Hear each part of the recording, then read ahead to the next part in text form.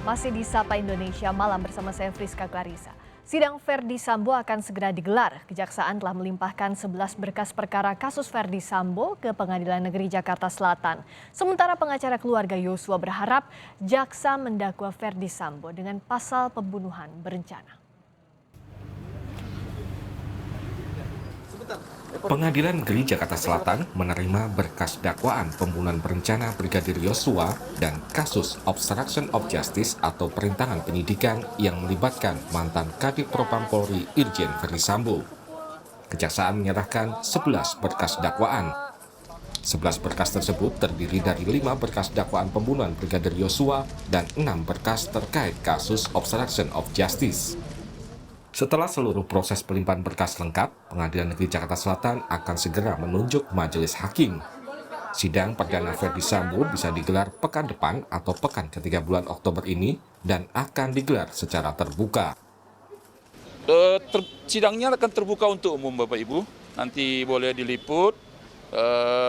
Nanti karena ruang sidang kita tidak terlalu besar, tapi di Selasar itu akan kita siapkan monitor agar masyarakat, rekan-rekan media juga bisa meliputnya. Komisi Kejaksaan akan mengawasi kinerja jaksa di persidangan kasus pembunuhan Brigadir Yosua. 5 anggota Komisi Kejaksaan akan memantau langsung proses sidang Sambo. Komisi Kejaksaan itu kami dalam rapat, kami sudah memutuskan akan ada 5 orang komisioner yang akan ditugaskan untuk melakukan pemantauan langsung. Jadi mendengar, melihat sebagai bahan-bahan penting bagi kami untuk memberikan catatan atau hal-hal yang dirasakan masyarakat perlu untuk ditindaklanjuti oleh komisi. Jadi kami selain melihat, mendengar dan mengikuti secara langsung juga menerima kalau ada harapan-harapan atau informasi dari masyarakat sehingga perhatian dan penanganan kasus ini berjalan dengan benar, baik, sesuai ketentuan peraturan perundang-undangan. Sementara pengacara keluarga Yosua berharap dalam persidangan nanti, jaksa mendakwa Verdi Sambo dengan pasal pembunuhan berencana. Harapan saya ya untuk persidangan nanti, yang pertama adalah surat dakwaan ya. Surat dakwaan haruslah lebih tajam daripada pisau dengan mengikuti ketentuannya cermat, jelas dan lengkap. Nah, surat dakwaan ini harus bisa mengerucut nantinya ke arah dakwaan primer, yaitu pasal 340. Karena kami percaya ini bukan pembunuhan spontan, ini merupakan pembunuhan yang sifatnya adalah perencanaan. Verdi Sambo dan kawan-kawan tahu betul bahwa apa yang mereka rencanakan itu dan apa yang mereka tunaikan, ya, kecuali mungkin Barada Eliezer itu adalah permufakatan jahat dan memang bertujuan untuk menghilangkan nyawa almarhum dalam hal ini. Yang berikutnya mengenai kesaksian ya, kesaksian ini kan kalau saya nilai ya nantinya yang akan benar-benar menjadi kunci daripada kesaksian ini ya, sesuai dengan alat bukti berdasarkan pasal 184 KUHP itu nanti yang paling bisa dipercaya itu ya hanya Richard Eliezer. Ya. Kalau yang lain saya masih belum yakin gitu mereka akan jujur di depan persidangan. Even itu Ricky Rizal. Nah, dalam perkara pembunuhan Brigadir Yosua, 5 tersangka akan menjadi terdakwa, yaitu Verdi Sambo, istrinya Putri Chandrawati, Kuat Ma'ruf, Bribka Ricky Rizal, dan Barada Eliezer. Sedangkan di perkara perintangan penyidikan kasus pembunuhan Brigadir Yosua, tersangkanya adalah Verdi Sambo dan 6 anggota Polri yang merupakan anak buah Verdi Sambo. Tim Liputan, Kompas TV. Berkas dakwaan kasus Verdi Sambo telah diterima Pengadilan Negeri Jakarta Selatan. Artinya sidang Verdi Sambo bisa segera digelar. Bagaimana tahapan menuju sidang dan persiapan pihak keluarga Yosua menghadapi sidang? Kita akan berbincang dengan pejabat Humas PN Jakarta Selatan Juyamto dan pengacara keluarga Yosua Martin Lukas Simanjuntak. Selamat malam Pak Juyamto, Bung Martin. Selamat malam Mbak Friska. Selamat malam Mbak Friska, selamat malam Pak Juyamto. Selamat malam, saya ke Pak Juyamto terlebih dahulu. Saat ini perkembangannya berkas perkaranya masih diteliti atau sudah dipastikan lengkap? Ya, baik Mbak Friska. Jadi dapat saya informasikan Baru saja saya dapat informasi bahwa Majelis Hakim sudah ditunjuk oleh Ketua Pengadilan Negeri Jakarta Selatan. Ini sebagai bukti bahwa Pengadilan Negeri Jakarta Selatan benar-benar merespon agar persidangan bisa dilaksanakan dengan cepat. Jadi hanya kurang waktu dari 2 jam sudah dilimpahkan setelah memeriksa berkas dan sudah dinyatakan lengkap, maka Ketua Pengadilan langsung menunjuk Majelis Hakim. Oke, ini informasi terbaru di Sapa Indonesia Malam ya. Jadi sudah lengkap berkas perkara dan juga surat dakwaannya dari Kejaksaan, lalu Majelis Hakim sudah ditunjuk. Berapa orang Majelis Hakim yang ditunjuk? Jadi untuk perkara utamanya FS, kemudian RE, kemudian RR, KM, PT sudah ditunjuk Majelis Hakimnya diketuai langsung oleh Pak Wakil Ketua Pengadilan Negeri Jakarta Selatan dengan anggota Pak Murdan Simanjuntak, anggotanya Pak Alimin Ribut Sujono, Mbak. Oke. Sudah ditunjuk itu untuk yang pembunuhan berencana. Kalau untuk yang perintangan penyidikan apa sudah juga? Yang siapa? Untuk yang kasus perintangan penyidikan obstruction of justice? Lagi sedang siapa? Nah, sebentar lagi saya informasikan. Oke, saya tunggu perkembangan terbarunya ya, Pak Juyamto. Tapi ini yang kabar baiknya adalah sudah lengkap berkas perkaranya dengan cepat, Majelis Hakim pun sudah ditunjuk begitu. Nah sekarang kan Majelis Hakimnya sudah ditunjuk, tadi sudah diumumkan juga Wakil Ketua Pengadilan Negeri Jakarta Selatan. Kepada Majelis Hakim yang sudah ditunjuk ini apa ada pengawasan yang ekstra, yang maksimal Pak Juyamto sambil menunggu proses ini berlangsung dalam sidang? Iya, kalau pengawasan semua perkara yang ditangani, diperiksa, diadili oleh hakim, tentu tidak hanya perkara ini, KY, kemudian dari publik, dari masyarakat, dari ombudsman, semuanya mengawasi, Mbak. Terutama dari media juga mengawasi. Itu pasti. Kalau waktu sidangnya, karena Majelis Hakim sudah ditunjuk, akan diteliti pasti ya berkas dan juga surat dakwaan. Waktunya sudah diumumkan, Pak Juyamto? Ya. Mengenai hari sidang itu tentu menjadi kewenangan Majelis Hakim yang ditunjuk. Saya kira juga tidak akan terlalu lama. Malam nanti atau besok pagi paling lambat hari sidang pasti akan akan kita informasikan ke publik. Oke, malam nanti atau paling lambat besok pagi sudah ada jadwal sidang terhadap Ferdy Sambo CS. Bung Martin, ini kabar baik, Anda mengapresiasi? Ya. Tentu kita apresiasi karena hanya dalam waktu hitungan beberapa menit saja ya, atau kalau disatukan dengan 1 jam, itu 2 jam ya Pak Jumianto. Ya berarti ini kan menandakan bahwa ada keseriusan secara kecepatan ya. Nah tadi saya sempat mendengar nama-nama hakimnya ya, kebetulan selama saya berperkara di Pengadilan Negeri Jakarta Selatan, memang saya beberapa kali ketemu para hakim ini, jadi ya kita optimis saja karena kan memang sudah ditentukan. Lalu tadi mengenai tadi Bapak bilang untuk wilayah ya Pak, wilayah tetap akan di Pengadilan Negeri Jakarta Selatan. PN Jakarta Selatan, Ketua PN Jakarta Selatan juga tadi sudah menyebutkan. Ya, yang saya mau tanya, apakah tidak ada rencana untuk merelokasi Pak? Kenapa butuh relokasi? Kenapa Bung Martin butuh dipindahkan Pengadilan Negeri Jakarta Selatan? Yang pertama begini Mbak. Perkara harian ya, saya pikir Pak Jumianto paham betul. Perkara harian di Pengadilan Negeri Jakarta itu banyak sekali, baik perdata maupun pidana. Jadi banyak orang yang akan berkerumun. Ini di luar dari persidangan Ferdy Sambo. Nah, ketika Ferdy Sambo nanti dan teman-teman dipersidangkan dan akan banyak massa yang datang, ini akan membuat pengumpulan massa yang sangat tidak berjarak ya. Kita kan saat ini sedang ada pengendalian virus corona. Nah, nanti takutnya dengan banyaknya orang itu justru akan membuat klaster. Meskipun jurisdiksinya, lokusnya juga di Jakarta Selatan kan, Bung Martin? Iya, saya paham. Memang kewenangan relatif ini kan sesuai dengan lokus dan tempus, tapi kan bisa di-manage, Mbak. Dulu kita ingat Pak Ahok juga kan sidangnya nggak di Pengadilan Negeri Jakarta Utara kan ya, tapi di gedung yang lain kan. Saya tanyakan ke Pak Juyamto. Sebentar. Ini kan himbauan saya. Jadi karena gini Pak Jumianto, sudah ada banyak ya yang mengabarkan kami akan ikut ya. Kami kan tentu tidak bisa bilang jangan datang. Itu kan hak mereka karena azas peradilan pidana kan terbuka untuk umum. Siapa saja yang ada di sana ya boleh aja menonton gitu kan.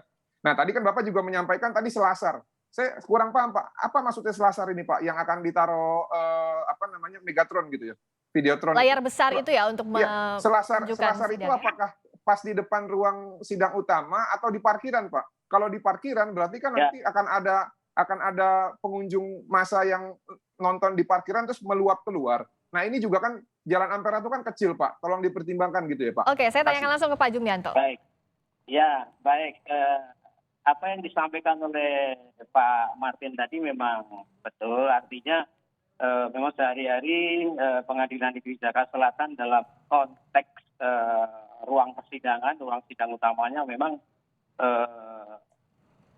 bagi mereka yang sudah sering berkunjung dan beracara pasti mengetahui. Namun demikian, tentu ada pertimbangan-pertimbangan yang telah dilakukan oleh pimpinan dan berkonsultasi juga dengan pimpinan Mahkamah Agung. Mungkin dalam beberapa persidangan yang sudah dulu ada, memang betul ada presiden dipindahkan sidang di Dinas Pertanian. Ya. Namun Pengadilan Negeri Jakarta Selatan, saya kira bukan hanya sekali ini saja menyidangkan perkara-perkara yang menarik perhatian masyarakat. Dan itu tetap dilakukan di Pengadilan Negeri Jakarta Selatan. Dan terkait dengan usulan bagaimana agar persidangan Masa yang banyak, begitu meluap. Ya, masa yang banyak, kita bisa nyaman dan sebagainya. Barangkali itu nanti juga majelis hakim. Nah, ini kan perkara sudah menjadi kewenangannya majelis ini. Ya. Nah, soal kenyamanan persidangan, soal bagaimana majelis bisa bersidang dengan tertib. Nah, nanti majelis hakim tentu juga akan memberikan masukan-masukan kepada pimpinan. Itu barangkali alternatif yang bisa dilakukan. Yang kedua terkait dengan soal akan di tempatnya semacam TV besar di depan, itu nanti tempatnya di depan ruang sidang utama itu, Pak Martin.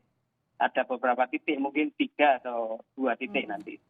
Oke, tapi yang masuk ke sana nanti akan screeningnya ketat begitu, Pak Jumianto. Karena kan kita tahu banyak pasti yang ingin menyaksikan langsung di lokasi.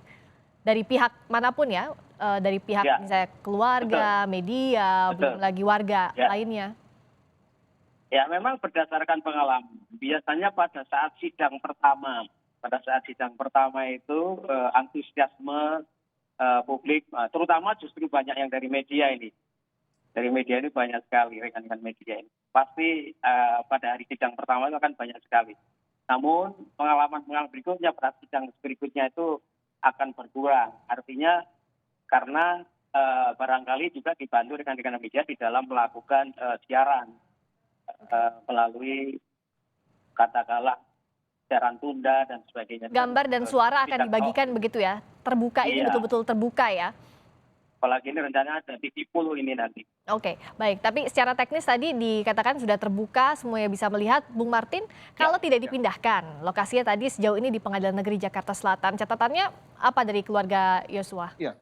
Ya, kembali lagi ya, bukan bermaksud untuk memaksa atau mengarahkan, enggak. Saya hanya mempertimbangkan dari pengalaman saya. Jadi gini, ini yang saya takutkan ketika apa yang dimaksud dengan selasar itu adalah tetap di dalam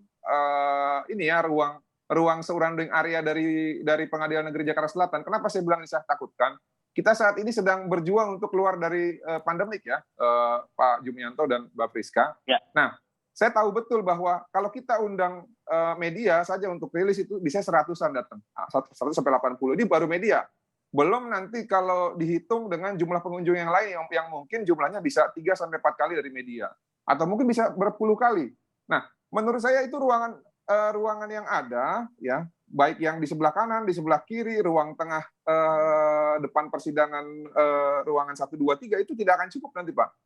Nah, kalau sekarang dalam keadaan tidak pandemik sih, saya pikir sih untuk berkerumun nggak masalah ya, Pak. Cuman pada masa pandemik ini ya kalau bisa dipertimbangkan lagi ya tolong dipertimbangkan, Pak. Okay. Tapi kalaupun memang tetap mau dilakukan ya tidak apa-apa. Mungkin nanti bisa secara paralel ya. Ketika sudah berjalan baru dipindahkan. Jadi paralel evaluasi berjalan nanti setelah sidang berjalan begitu ya, Bung Martin. Cuman kan akhirnya kan jadi sayang ya, Mbak ya, karena kan sepertinya seperti tidak punya persiapan kalau di tengah jalan dirubah gitu. Bung Martin, tapi kalau dari keluarga Yosua sudah pasti akan hadir dari mulai sidang perdana? Pasti hadir.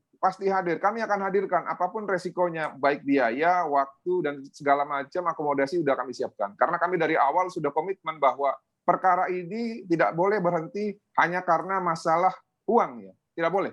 Ini harus lanjut terus supaya ada kepastian hukum, keadilan, dan kemanfaatan bagi Joshua maupun bagi keluarga korban.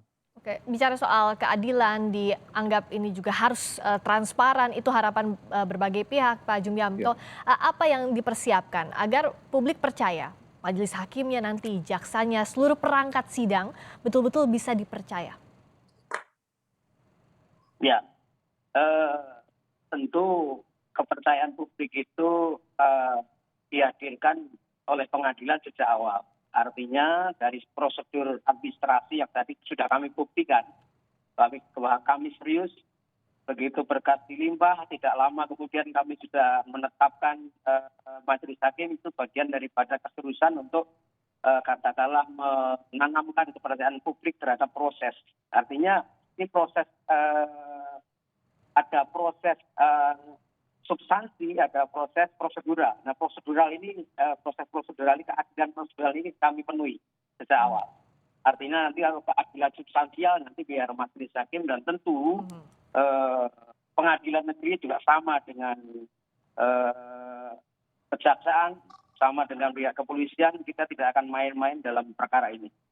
Ya, ini kenapa kalau di perkara ini kita bicara tidak hanya substansial saja, tapi juga proseduralnya harus dijaga. Karena hambatan perkara ini di awal saat sebelum penyidikan itu di proseduralnya yang jadi masalah. Nah, kalau Bung Martin lihatnya sekarang secara prosedural sudah bisa dipercaya, tinggal substansialnya kah apa saja yang jadi catatan untuk pembacaan dakwaan nanti? Ya, kalau secara prosedural kan itu kan diujinya nanti, Mbak, pada saat majelis hakim memberikan kesempatan bagi penasihat hukum untuk mengajukan nota keberatan untuk mengeksekusi. Ya, kalau sekarang kan memang kalau sesuai dengan azas peradilan, setiap pengadilan itu wajib menerima perkara yang dilimpahkan, kan. Tapi masalah nanti apakah cacat hukum formil atau tidak, itu urusan nanti pada saat diberikan kesempatan untuk jawab jinawab, gitu kan. Nah, nanti putusan selanya seperti apa? Apakah eksepsi dikabulkan atau nota keberatan dikabulkan atau kasus jalan terus. Nah, kalau menurut saya kalau secara formil nggak ada masalah lah. Nah, cuman kan sekarang yang harus kita kawal ini adalah secara material, ya. Seperti yang saya sampaikan tadi live di pagi hari, untuk saat ini justru kita harus menyoroti surat dakwaan, ya. Dan saya tidak akan ulang. Nah, ini nanti setahu saya kalau sudah dimasukkan ke dalam atau dilimpahkan ke Pengadilan Negeri Jakarta Selatan, nanti itu pasti diterbitkan juga di SIPP, ya, Pak Jumianto, ya. Nah, nanti secara online otomatis kita kita bisa otomatis diterbitkan, ya, Pak Jumianto, ya? Ya, tadi otomatis sejak dilimpah kemudian diteliti langsung input di SPP, jadi bisa dipantau melalui SPP perkembangan day by day, perkembangan perkara itu bisa dipantau siapapun.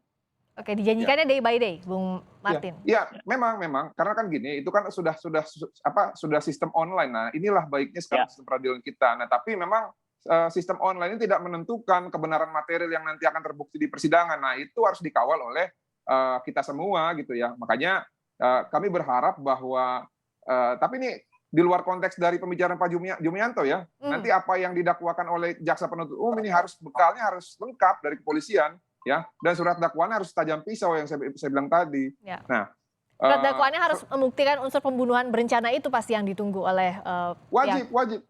Kenapa saya bilang pembunuhan berencana? Karena ini hanya masalah pembuktian saja sekarang. Kalau secara fakta-fakta di luar persidangan, ya, berdasarkan keterangan-keterangan yang kita himpun dan yang juga dirilis oleh media, ini sudah terang benderang pembunuhan berencana. Hanya tinggal keseriusan penegak hukum saja. Bagaimana membuktikannya? Apakah sepenuh hati, apa setengah hati membuktikannya?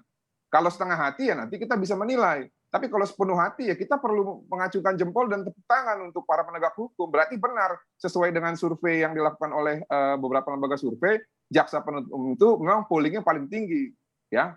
Seperti itu, Mbak. Oke, jadi kalau sekarang kan di pengadilan yang kita tunggu bergulir sidangnya segera, bebannya jadi tinggi, ya, Pak Jumianto, karena kan tadi perkara ini harus cepat, cermat, tapi juga bisa memuaskan semua pihak, begitu, harus dianggap berkeadilan untuk semua pihak.